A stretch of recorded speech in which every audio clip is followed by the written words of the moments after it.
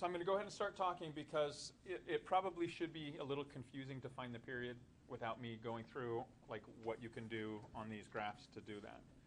Okay? And so when you look, the amplitudes though should be something that you can find. So if I look at this first problem here, it's a cosine graph.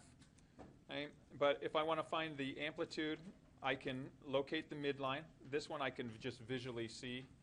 It's the max down to the min up to gives me my midline. And so that's going to show me that my amplitude is 2. Okay.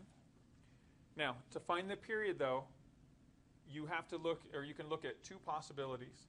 And one possibility is, how long does it take for this function to repeat its period? So for a cosine, let's say we start right here, and we repeat from here to here.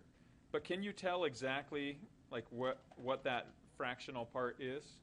It's kind of hard to. It doesn't really give you that scaling that gives that away. So there's another way that you can do this. Okay? And that is you can look to see how many repetitions of the period happen within 2 pi on the graph.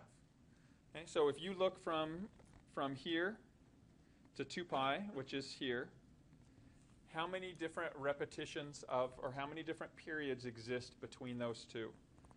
Okay, so for every 2 pi, there is, again, here's 1, 2, 3, 4, 5, 6, 7, 8. Okay, so you can see here that for every 2 pi, you repeat it 8 times, so that means that it is 2 pi over 8 or pi over 4. Now, it turns out, because, again, it was hard to see where this was indicated, but here you can find this information that your graph repeated twice within pi over 2, which would make sense that it repeats once within pi over 4. Okay, but that's the main way that you can find what the period is for a graph when the scaling's not easy for you to identify. The points that I provide for you offer a pretty good reference point. Okay, use that as the reference to indicate how many fall within a period, or how many periods fall within a 2 pi sequence on the scales, or on the scaling.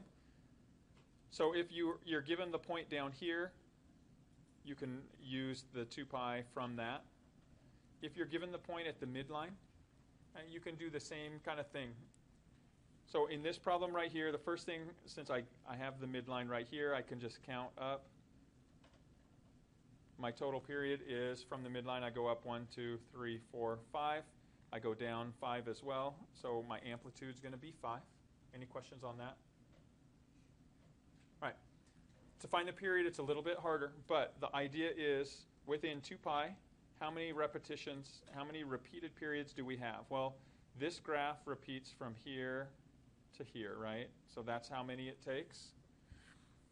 So if you start at negative 5 pi over 4, okay, where do you have to go to get 2 pi from that point? So don't start at the 0, because we don't really know exactly where it crosses at the 0. But we do know at negative 5 pi over 4, and 2 pi units from that is going to take us to what? We need a total of 8 pi over 4, right, to get to 2 pi? So if we go 5 pi over 4 in the negative direction, how many more pi over 4 do we need to go here?